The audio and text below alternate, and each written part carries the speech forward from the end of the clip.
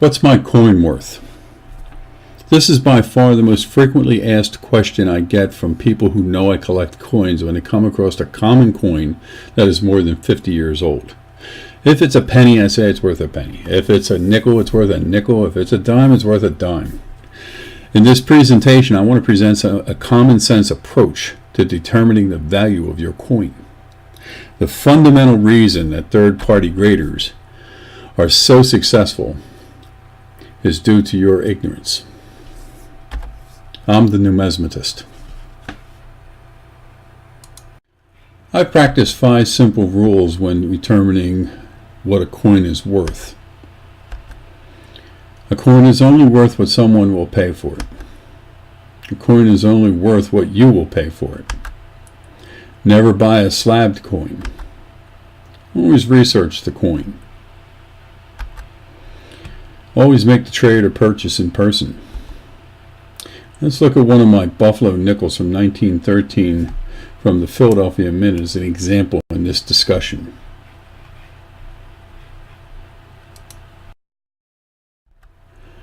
All too often people with a coin run to a third-party grader. There are 19 that I know of, and in my opinion, not one of them worth the money for the service they perform. Since the mid-1980s, there have been a boatload of third-party graders, and some have come and gone, all claiming the ability to determine the grade of the coin and for the most part none truly represent any valid proof of their conclusions. Slabbing gave those who were uneducated a sense that they had a coin that was more valuable than it really was. These graders, a lot of them were just flashes in the pan. Most are gone now. Some have survived.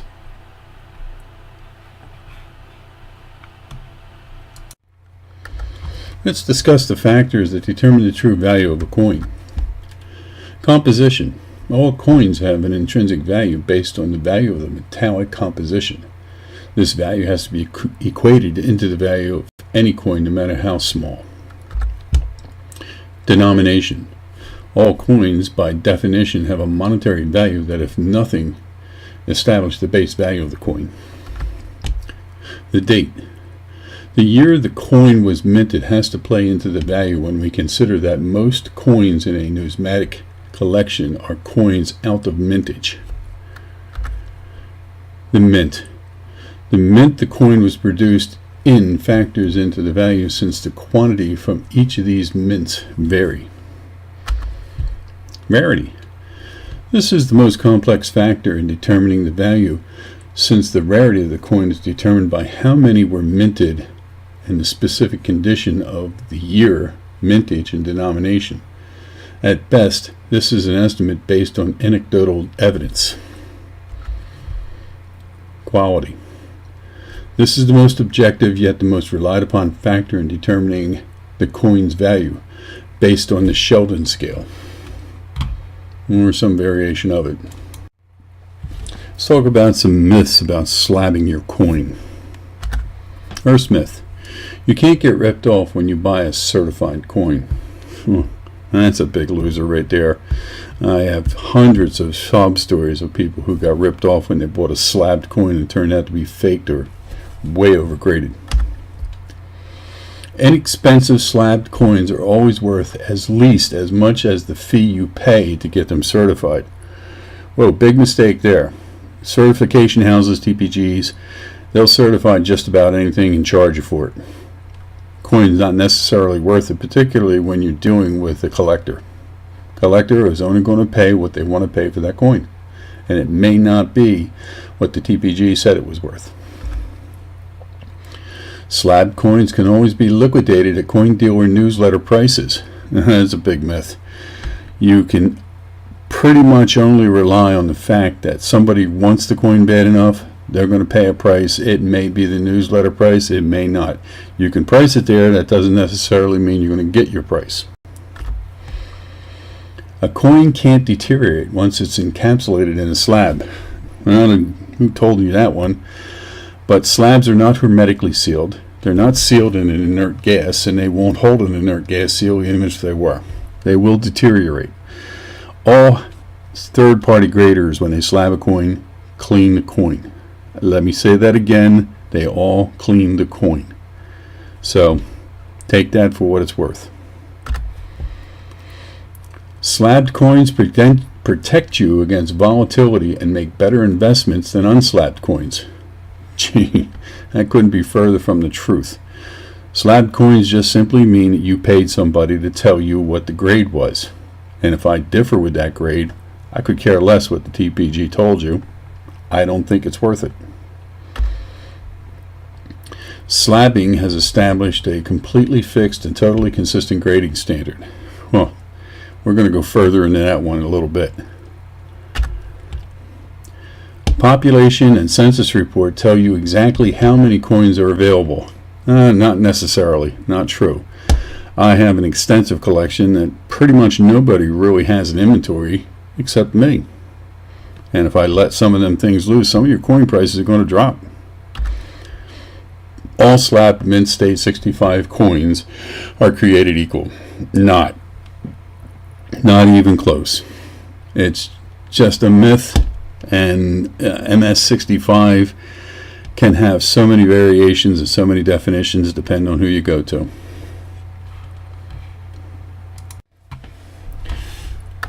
Sheldon's system was developed to grade early American coins, but his notes showed that he extended it to other types of coins. Its assumption was that a basal state coin, or penny in his case, which was recognized as a penny, was given a grade of 1, the basal state. He took the melt value of that coin based on its metal composition, and he fixed a value that was a multiple of the grade.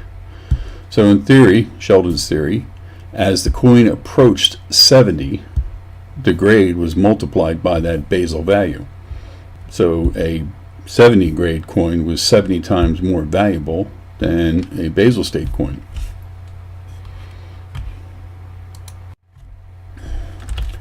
When third-party graders and grading houses got a hold of this system, they added a little something to it, and they took the linear curve that Sheldon had developed, and they basically took the age, quality, rarity, and put them into an increasing value. Common sense dictated that this value would increase exponentially. So you wouldn't necessarily have a straight line. Coins from grade 1 to about grade 60 were kind of in the low value range, and then as you increase beyond 60 to 70, the price would increase dramatically. Now this is a standard curve with an R value or an R square value of 1. This is the ideal exponential increase in value. I looked at some of these third-party graders and how they came up with values based on my 1913 Buffalo nickel, and we'll see what they did to this curve.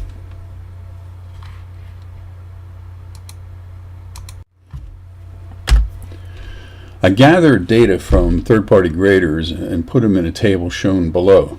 Black for the increasing grades, and the values in red are interpolated values based on their published values. Basically, they're values that are in between the black values, which are the published values. And here you can see that I've gone from grade 4 to grade 65. And it's pretty typical stuff. I had a 1913 type 1. I have the red book value and the blue book value, the yeoman book. Now, these books are typically used to come up with average values, a high value and a low value. Now, I've got PCSG values, HobbyZ values, Coin Study, Coinflation, NGC, and USA Coinbook. And you can see some of them are very extensive, and again, the values in the red are values that I had to interpolate between the values in the black that were printed. So the following slides, I'm just going to go through how the values plot out graphically. So you can see there's kind of a little variation there, and it kind of brings to mind some of the variations between the coin grading houses. Let's take a look at the first one, which is the PCSG value, and the table at the bottom, let me just highlight it here with a laser pointer, shows the published values that they came up with. And again, the grades are 4 through 65. This is the equation that these values kind of conform to, and the R-square value, which if it was a perfect curve would conform to 1. Here we're down around 0.7159. I know for those who are not into little analytic geometry here, that doesn't mean much, but pretty much shows that there's some differentiation between ideal and what they came up with. And what kind of jumps off the page is how the curve kind of varies in some places and rises up and dips down actually. And then there's a strange little bump here before this thing takes off like a rocket to the moon between grades 63 and 65. I like to kind of look at that area as a artificially inflated value. I call it the greed factor. Here we're looking at the NGC curve, and it too has a bit of a smoother transition as we get up around 60, but we still have that weird hump here. That's kind of a little bit undefined. You know, how does that happen? How does that get in there? And that's between, say, 61 and 63. This one has a little bit of a better conformance to an ideal curve at 0.8. But still, we have that typical 63 to 65 escalation, rocket to the moon type stuff. We go from about 56.50 for this coin to 182.50.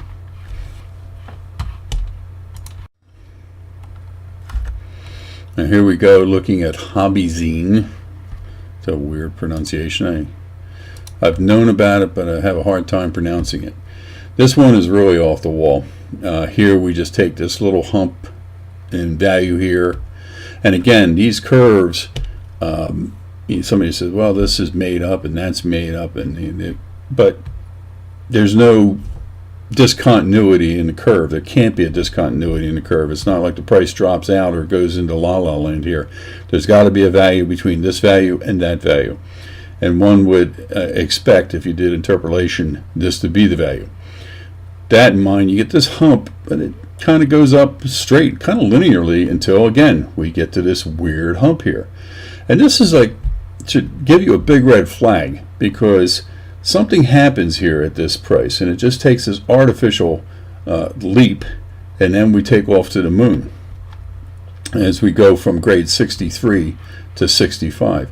And you can see that this is a kind of a poor example. You start getting R values approaching 0.5, you're really off the reservation mathematically. We're getting better with coin study. And the numbers are still there. You still have that transition. You got a little bit of that lump.